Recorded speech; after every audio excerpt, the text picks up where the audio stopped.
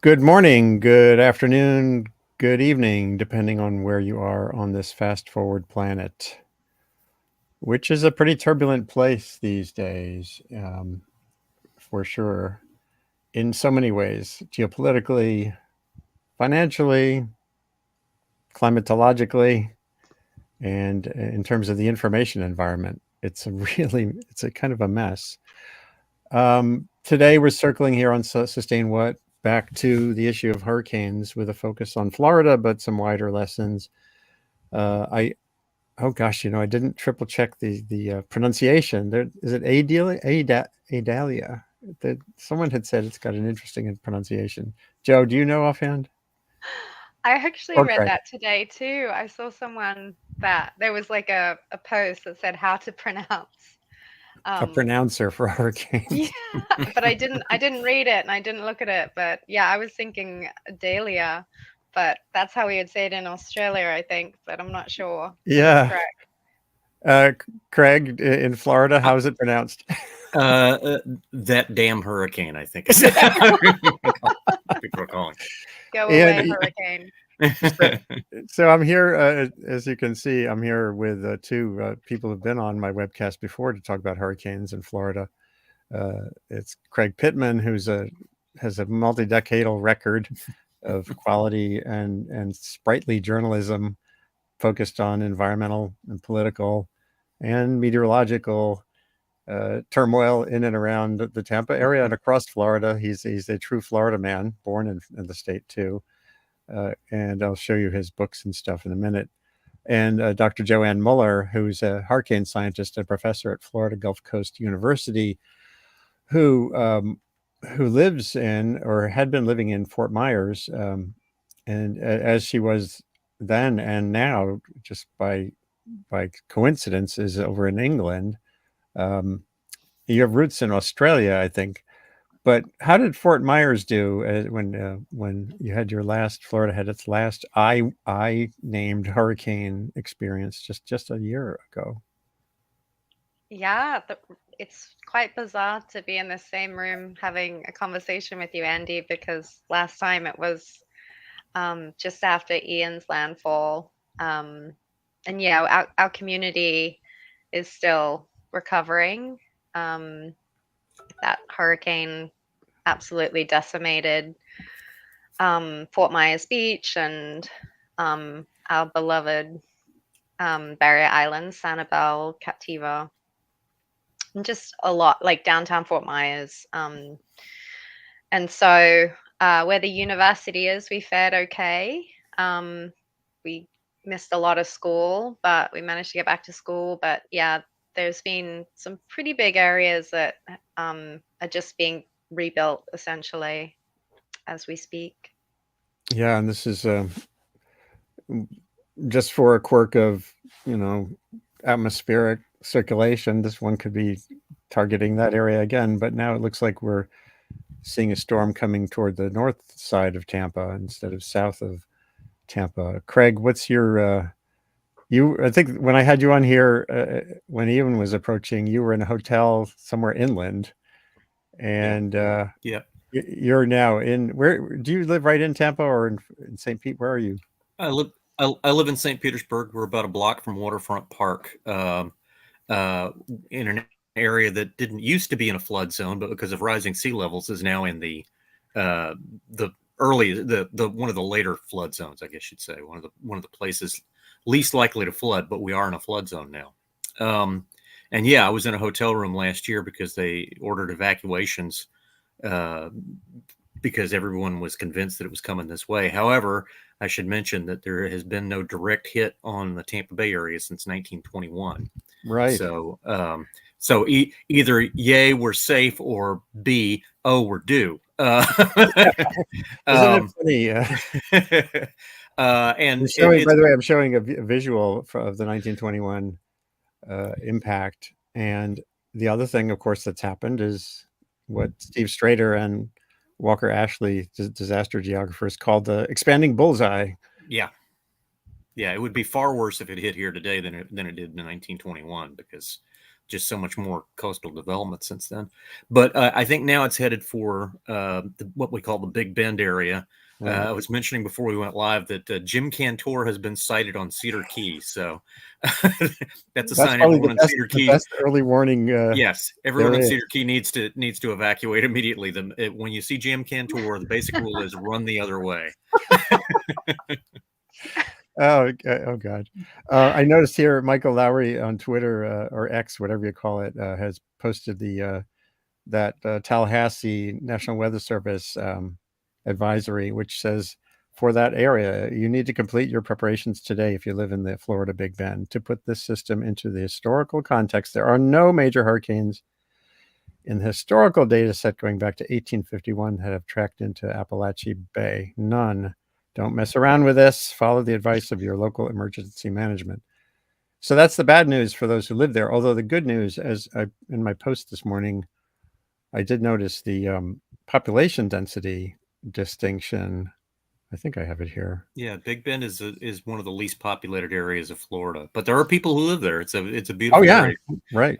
And a historic area. I should mention my favorite Cedar Key story, which is Cedar Key is the only city in America that actually had a U.S. Navy invasion force that invaded the place to arrest its lawless mayor on orders of the president in the 1850s. Another kind of storminess. Yes. Boy, oh boy, what an interesting history. And you are in a target-rich environment for the kind of journalism you do. Florida's the gift that keeps on giving, yes. So we talk about history. Joanne Muller, you dug into deeper history of Florida's hurricane experiences going back before the modern record. And you did that really valuable paper with others maybe 8 years ago on the area south of Tampa, basically digging into the beach sediment, the sediment and the mud in the embayments behind these barrier beaches, and finding some pretty disturbing realities for anyone who's a newcomer to Florida, particularly, and even for old comers. It's not just more people and stuff in harm's way. It's not just today's hurricanes, but these big ones that are, we call them extreme, just means rare. And so you have to look with a longer lens. So what's your sense? Let me ask you first about that Big Bend area. Is there a paucity of data there? And then just remind people what your work showed for the other parts of Florida there, including Tampa. Right. Yeah. So I think that area, obviously, we have the National Hurricane Center's HURDAT record, and the farther you go back, the data gets less detailed. So I think today I was looking at the HURDAT record for the future track, essentially, of this hurricane, that particular area, and what it's seen in the past. And in that particular area, it hasn't actually seen within like 100-mile radius. It hasn't actually seen that many major hurricanes. I think there've been three. I counted in the HURDAT record, and none in that actual area. The closest storm to make landfall there, I think, was like the Labor Day hurricane, which was a horrible, horrible hurricane, but in the Keys. And up our coast, actually. I see that in my records. Craig, I see that 1921 storm too, in the paleo record down where we are. So yeah, we've seen obviously some really horrific storms along that coastline and up into the Panhandle and all along the Gulf of Mexico. And this has a lot to do with the shelf that sits there and how it exacerbates storm surge. But what's really quite interesting about that area is it's been quite inactive with major hurricanes. But when you go back into the 1800s, there were 4 hurricanes within about a 100-mile radius of the predicted path. And some of them, there is not storm surge data available because, back in kind of the 1800s, tide gauges. There was not a lot of availability for tide gauge data. Right. So I wasn't able to find the storm surge estimates for some of those older storms, but all of them that do have data available, they all show above 10 feet of storm surge. And so, and I don't know if you guys saw the recent post that the National Hurricane Center's most recent advisory, but they've amped Right. the storm surge up to 10 to 15 feet now. It was 8 to 12 at 4 a.m. US time, Eastern. Um, and so if you go, if you look at the storm surge, I think the here it is right here. Yeah. yeah, It's so bad. that's now 10 to 15. If you, I think if you update Oh that yeah, I post will. already. Yeah. So, and I'm Yep, not, there you I'm, go. Look at that. yeah. Yeah, Um, it's hitting during a super moon, so the tides are Right. higher anyway. yeah. Yeah. So, but in terms of the paleo record, the closest records are kind of a little towards the west of there.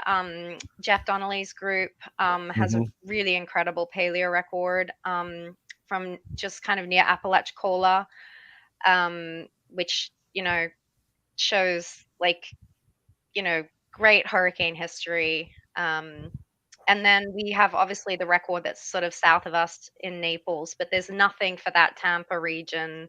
Mm. Uh, and so hopefully in the future we'll be able to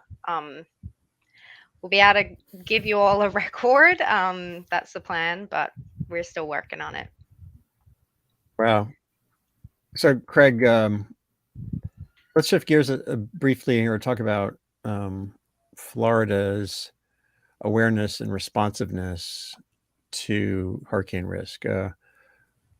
When we talked to you during Ian, there was a sense that there's a lot of amnesia for some folks there, and policy, is very quick to forget. Politics is always kind of forward-looking, doesn't like to look back. And then you have this surge of newness. People, Yep. it's like 800 people a day still moving to Florida. 900 new people. Oh, no. 900 people a day moving to Florida, and most of them have no idea what they've gotten themselves into. Yeah. So, and in fact, in the area clobbered by Ian last year, they're building new homes right where the homes were washed away last year, just a year ago. They're building new homes like oh, nothing, nothing's going to happen now. It's been hit once. Well, that's not the way the world works. So, but people buy them. People surge in and buy them and think everything's hunky dory, and it's not. wow. How much of that is abetted by FEMA flood insurance paybacks? Or has that changed? It used to be when I was covering Hurricane some of us Ivan. and yeah. Well, and the other thing I found in doing some research after Ian was that in 1984 or no, sorry, 1985, Florida passed its Growth Management Act that required all the counties and cities to have plans for growth, to take into account things like hurricane evacuation times and so forth. And one of the rules that was set up was nobody should have to have a hurricane evacuation time of more than, I think it was 16 hours. Fort Myers Beach has a hurricane evacuation time of 96 hours. So that's how much development has been allowed there as a result of repealing the Growth Management Act and not requiring the local governments to do the sort of planning ahead that they were supposed to do. They're all allowed to get waivers. And the way they get waivers is if you provide for some mitigation. And the mitigation is, oh, well, we expanded our hurricane shelters. Well, okay, but if people can't evacuate, how do they get to the shelters? It's just crazy. But and there was a big fight over a new development that was going to add even further to the evacuation time there. And the attorney for the developer said, oh, well, or I'm sorry, this was the county attorney that said, oh, well, I checked around and 45 other counties have similar evacuation times. So it's just like, let's just keep building and cross our fingers and hope nothing happens. I mean, it's like at the start of hurricane season, Governor DeSantis, who I like to call Governor Disastrous, said because we're having a home insurance crisis right now. Home insurance rates are 3 times the national average. He said, well, we think we got it fixed, but it won't kick in until after this hurricane season. So let's just knock wood that we don't have a hurricane this year. Right. You see how well that's working out. Yeah. So Joe, Dr. Muller, Joe, in your world, you talk a lot to catastrophe insurance, reinsurers and the like. Your data are really important to set a baseline of understanding for what's baked into the system, even without climate change. And then you have sea level rise from climate change and changes in hurricanes. But Joe, when you at that level, is there a change underway? It sounds like at the local level, it's still sort of build back worse. So yeah, so I think to Craig's point, I know like when I've spoken with the with emergency planners in the area and some of the conferences I've been to in Florida, there's massive concern about evacuation, especially when you're talking about a storm where the landfall, it could be anywhere from Fort Myers up to Tallahassee kind of thing. Like you have all these people evacuating, only there's really just a couple of routes. So I think evacuation is just such an important, it's probably the most important aspect of all of this, in terms of keeping people safe. And when it comes to like um, the risk industry and catastrophe modeling is really new. It's only been really kind of used widely since Hurricane Andrew. And so at the moment the cat models are not there's no use of the paleo record yet, in working with the cat models or alongside them, and there's a few of us that are trying to figure out ways and building bridges between the two. And I think certainly, probably the paleo record is going to be very useful in model validation, to see whether the cat model is kind of reproducing maybe that aspect of the cat model that's a return period of the hurricane, whether it's similar to what we see in the paleo record. And so, yeah, it's like a really exciting time, I think, for those research areas to potentially merge. And there are many of us that are working on that and working together at that. So that's exciting. So let's get back to how that translates down the line.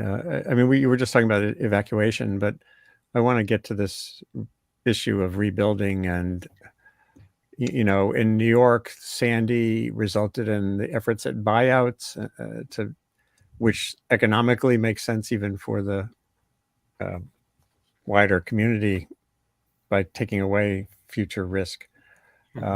But politically, boy, oh boy, those issues are fraught, and I think it's got a mixed record. I assume in Florida, the idea of buyouts is like beyond even mentionable. But I mean, people have actually been raising that question as a result of Ian. They're like, should we allow building in certain areas? I mean, these are very low-lying areas. We probably, frankly, shouldn't have been allowing people to build there anyway, knowing how sea level rise is. I mean, Cape Coral, one of the cities that was impacted by Ian, the whole place was built using dredge and fill of canals. Right. And it actually has more canals than anywhere else in America. And as a result, the land was about a foot above sea level to begin with. And then sea level rise reduces that and reduces it and reduces it. So it makes it much easier to inundate the whole place. So, and now we're going to let people build back where they were already inundated. So we just, it's just very frustrating to see the lack of planning and the actual hostility towards planning ahead. So, Craig, you're not evacuating this year, right? So like St. Pete. Not so far. No, they think it's going north of us. So far we're okay. But you never know. Things turn. The famous example being Hurricane Charlie, which was headed right our way, in 2004, and then very abruptly made this right turn into the Punta Gorda area. Yeah, I'm showing the European model Yeah. forecast here, the current one, and it's and people also forget sometimes this isn't just a surge issue; it isn't just a coastal issue. I think actually last year we were talking about where you had evacuated too. Inland you could still have massive flooding. We did. Stray tornado. In Arcadia, very far inland, about an hour inland, they had massive flooding because the Peace River overflowed its banks, and that flooding continued for I think about 3 or 4 weeks after the storm passed. Yeah.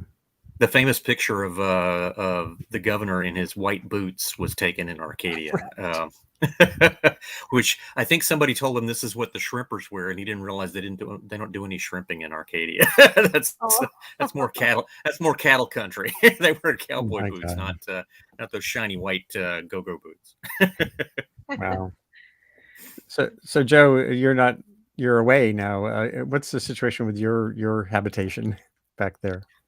Yeah, well, I woke up to like 20 text messages from friends. Yeah. As I'm sure you probably get the same, both of you. Yeah. But I think from just looking at the meteorology, the National Hurricane Center is forecasting intensification probably up around Craig's area. The SSTs are much warmer once you get kind of north of Fort Myers. They start being quite warm a little further offshore. Yeah. The storm is going to move up through the loop current, but then at some point it will move out of that. So the water is still very toasty warm up there, not quite as deep. Right. And it's mixing all that water up. But that won't knock it down in intensity, most likely. There's not any wind shear really there. It's very favorable. The atmosphere is very favorable for intensification, and the SST certainly is supporting that, the sea surface temperatures. There's a little dry air up there, but it's quite far away. So that's why you see that intensification from kind of Cat 1 up to Cat 3 within 48 hours, and then you see that storm surge prediction. So I think this is one of the tricky things too, and I've seen lots of talks on this. Rapid intensification is kind of quite difficult sometimes to forecast, and so it's so new, right? I mean, it's sort of a new phenomenon as a result of climate change. I mean, it's probably been around for forever, but their ability to really see it, I think, in the data that the hurricane hunters are sending back has really only been around, for the last, probably I'd say three decades. And this is quite interesting too, because there's a lot of conversation about, is rapid intensification more likely now in a warming world? And there's just been a couple of papers that have come out to sort of show this in the data. But again, the data is so short because we only have that really great data from the hurricane hunters for probably about the last 3 decades. And so the papers that have been published on rapid intensification and its relationship to climate change are really just using data sets for the last 3 decades. And if you're really trying to look at a trend, that's a bit tricky. Right. So this storm is going to be really interesting to watch from afar. And I think it's, I hate to say that it's unlikely to like affect Fort Myers in a big way, but I think the likelihood that it would rapidly intensify before it gets to that latitude is probably, I mean, I don't want to say this, but probably less likely. And so yeah, even if it did change track and it made landfall in that area, I don't think it's probably going to be a Hurricane Ian for us. Yeah. And I'm not sure if Craig has the same thoughts, but yeah. What do you, Craig, I wanted to talk to you a little bit about this. This is an interesting example of, a media fixation on the new. Rapid intensification is now all the talk. the last few years. You see meteorologists who are focused on climate change talk about it. You see, like Eric Holthaus here. But as Joe says, the science is new, and that leads us into this weird, reality where we tend to overhype what's novel or kind of on the frontier because it's really interesting. It's newsworthy in terms of climate change, but it's not. Then I look back at the historic record and Jeff Donnelly, people who do the kind of work Joe does too, digging into look at past patterns of hurricanes, obviously beyond the instrumented, beyond the modern record. Well, I don't know, Joe, is there any way to look at a layer of beach sand in the mud in an inland bay and say, well, that was a rapid one? I think there probably is no really long record, right? Or is there? No, there's, it's, I mean, I think even just putting a category on a sediment layer that's tricky science. You can kind of compare them to one another, but you don't really know what the geomorphology was like if you're going back thousands of years. And like, I don't know if I misspoke before, but I think scientists really do understand what rapid intensification is. I just don't know if the data is really there for us to understand the trends in it. Exactly. And so I think that's more of the trickiness to it. And I think it is quite difficult. I mean, forecasting is just difficult anyway. Right. I have a little bit of a bee in my bonnet about it, actually, because I feel like people, they get so, I think they think that the National Hurricane Center is this massive group of people and they're responsible for, emergency management and all these things. But it's a very small group of scientists in a room trying to get the best possible data on these storms. And then they communicate that out. And what emergency planners do with that is their decision. But what they can do nowadays with forecasting hurricanes is incredible, opposed to what I grew up with in Australia, which was like a newspaper and a pencil, like where you put the lat and the long of where the storm was in real time. Like, it's just incredible what we have now. And so yeah, I do think it's like what scientists are able to do in real time. And what the National Hurricane Center does is just these guys work like such long hours and carry this massive burden. So anyway, shout out to them because Craig, you must have spent some time in the National Hurricane Center at the Atlantic. I have the center outside of Miami. I have never been inside it. I have talked to people who are there, but actually the most accurate hurricane forecasts I've received have been from my mom, who used to get the paper map every year from the local radio station and start plotting things out on June 1st. There'd be a disturbance off Africa. She'd mark it on her map, and she would mark it all the way across, as it headed towards Florida and track where it would go. And so, and then, in November, she would put that one away. And then the next year she'd have a new one, and she'd always keep them next to her radio in the kitchen and keep up on the, whenever the updates would come on, she'd pull the map out and mark them down. And, she was just complaining today. I contacted her and said, okay, Mom, where's this one going to go? Yeah. And she said, I don't know. They don't give the coordinates anymore. They stopped, and I don't know why. And it's really frustrating her because she was really, she's 89. She's been doing this since before I was born. And now they've stopped giving out the coordinates over the radio. And she's really upset about that.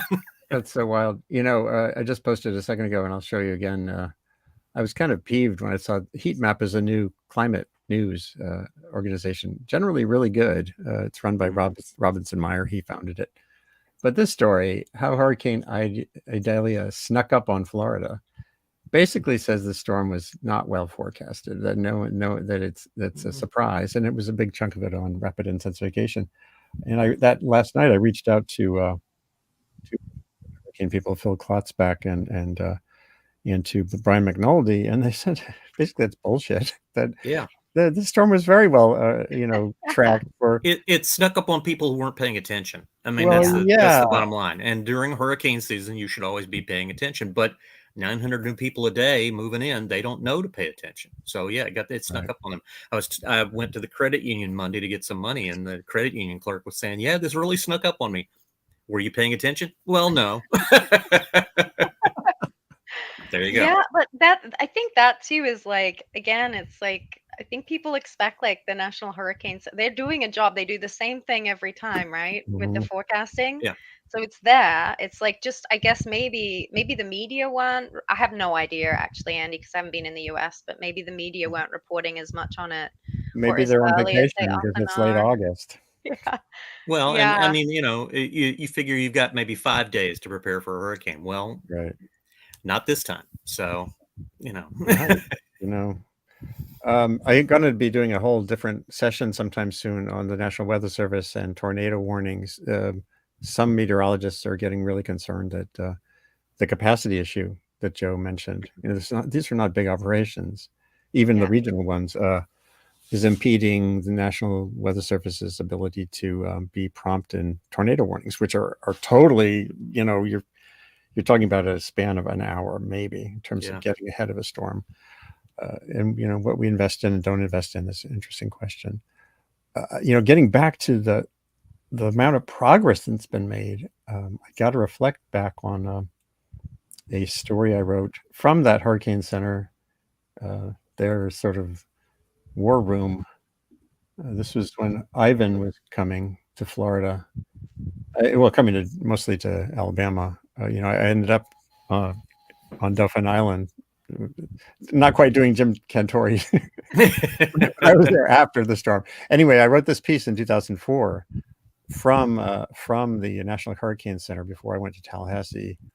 And it was amazing. As I say here, Stacy Stewart sat in front of a map of the Atlantic and Caribbean with an eraser and colored pencils, drawing the storm track newly estimated for the next 5 days. The map was filled with erasures of old storm projections Wow. that had at one point been the best bet, but now were off by hundreds of miles. This is the state of hurricane science in this new century. Wow. A mix When of was going that? 2004. Wow. Yeah, so Joe, give a sense of how much. Again, repeat or get at a little deeper, like how that feels like it's changed so much, I or just not, yeah. and what hasn't. And what hasn't.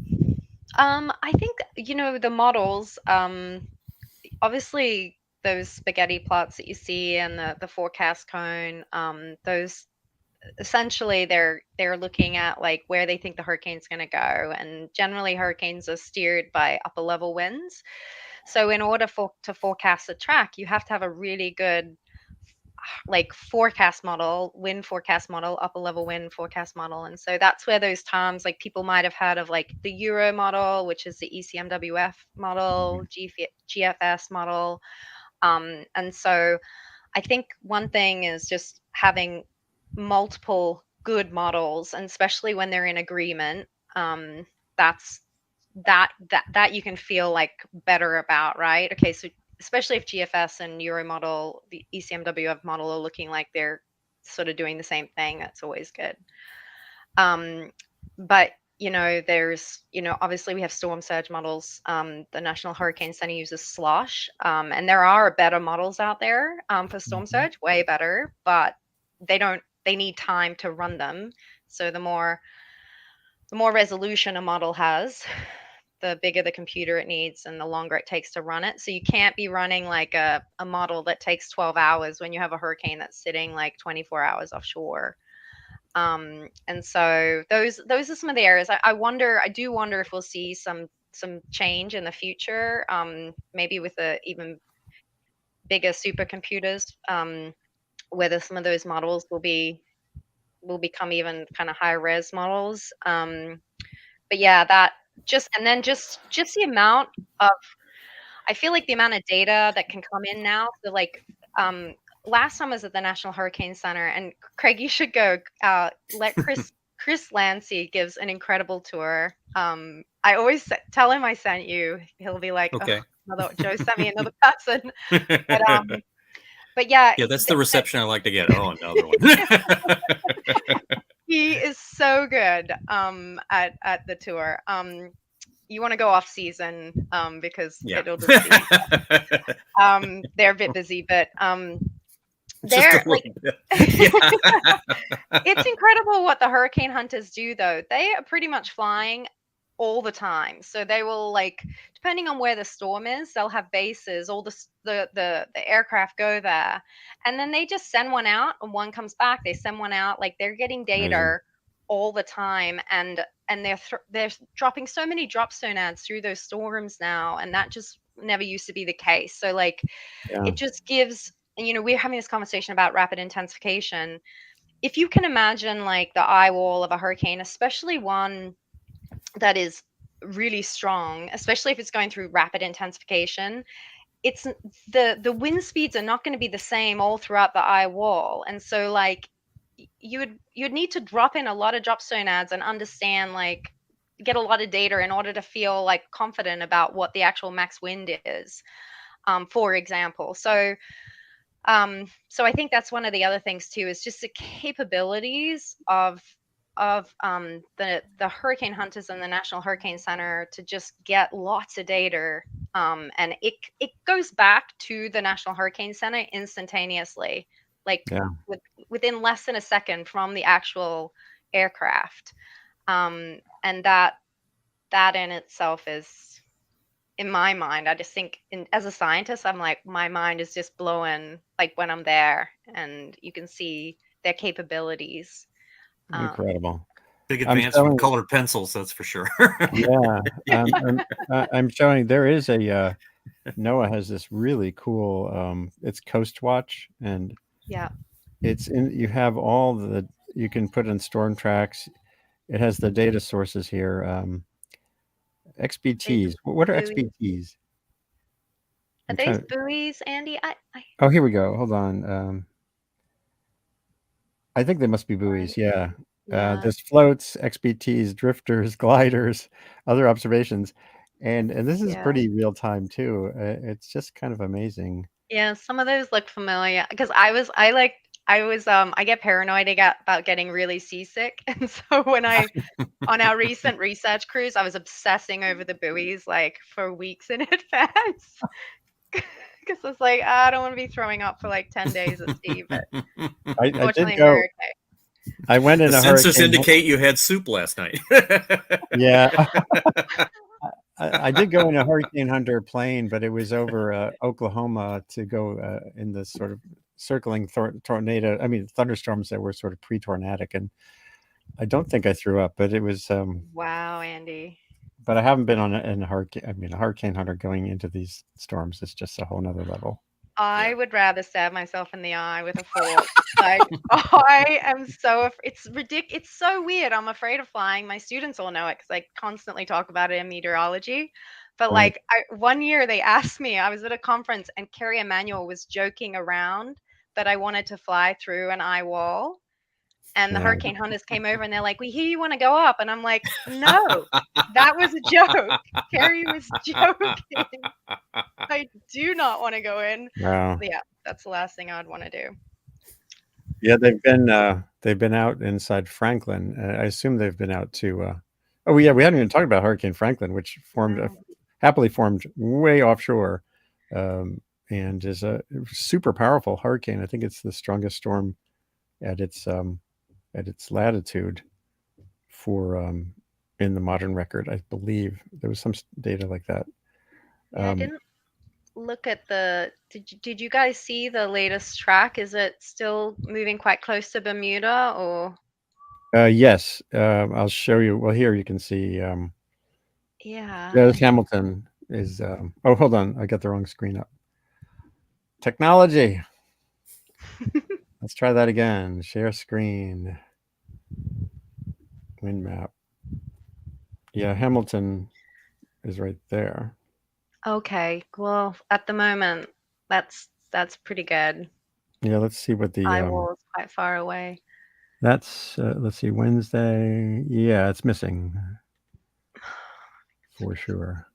I was wondering if anyone has looked at what's going to happen with the remains of Idalia as it gets up into that's the a good Atlantic. question. That's a good question. It looks like it's strengthening right here. This is next Friday. off of the Carolinas.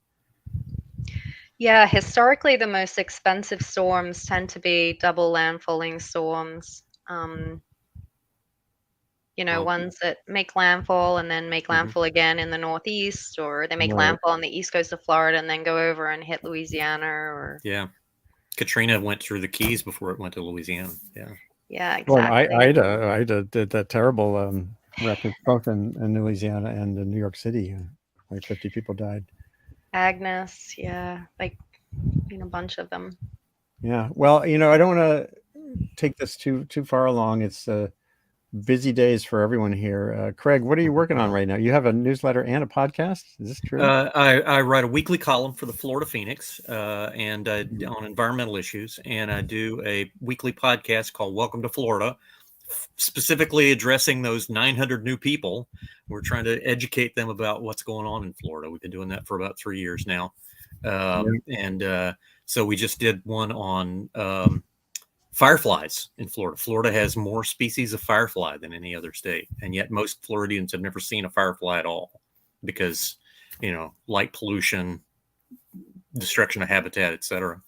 That's wild. Yeah, and we've done other topics. We've done,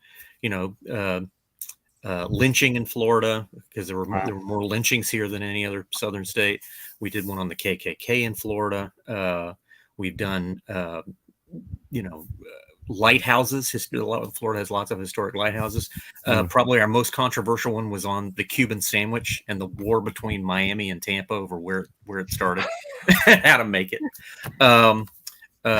And we've done some hurricane related issues. We did one recently on Hurricane Andrew, and we did one on the 1928 hurricane as well, which actually inspired Zora Neale Hurston's book, Their Eyes Were Watching God. Mm-hmm. That's pretty great. And Dr. Muller, Joe, you are planning eventually to do some more at sea work and or coastal coring. Yeah, we already did. We were out this June, and we cored some of the blue holes off of Tampa, actually, Tampa, Sarasota. So And this is what that looks like, and at least as you did it. That's not how we did the blue hole work, but No.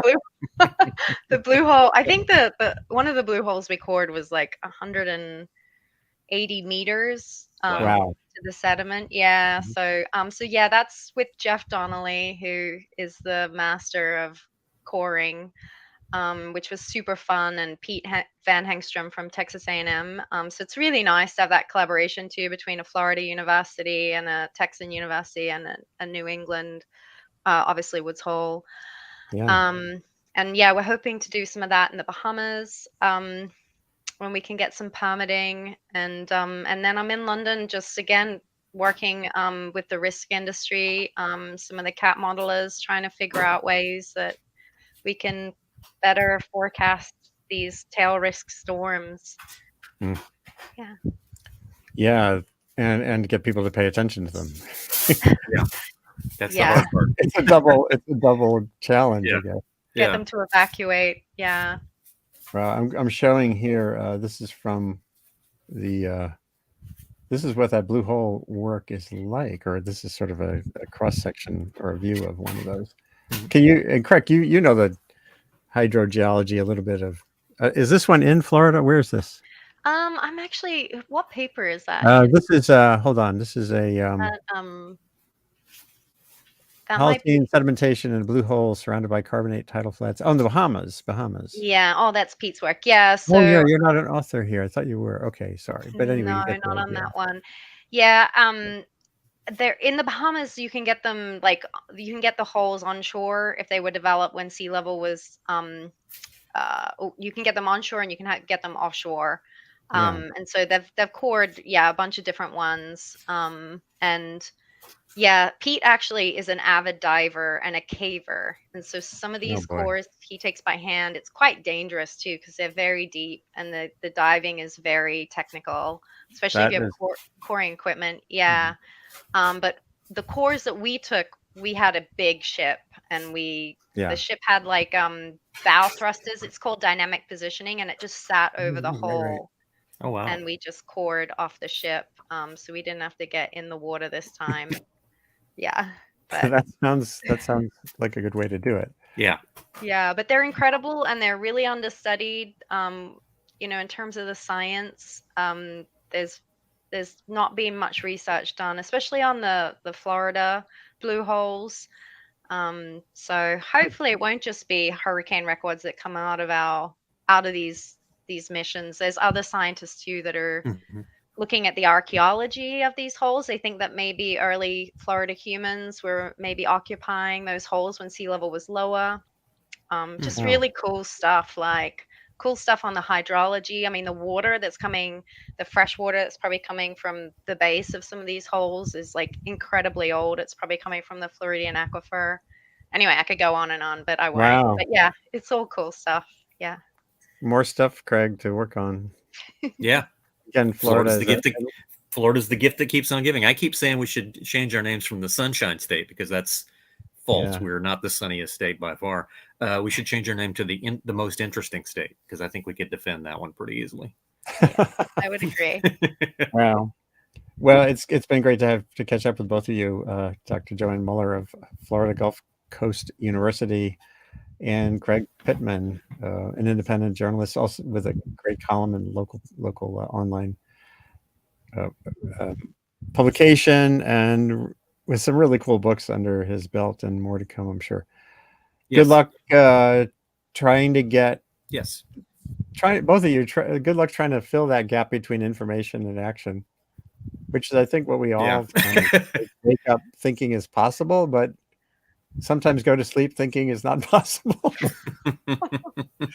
Or you get action that you don't necessarily want, like guys, running their wave runners through the streets after they're flooded. So, which is a very classic Florida thing to do too. Send me pictures, send me a video.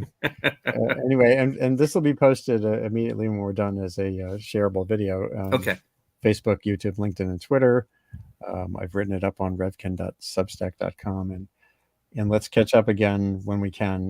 Maybe I can get in the field someday with Jeff Donnelly and you, Joe, because I first wrote about that.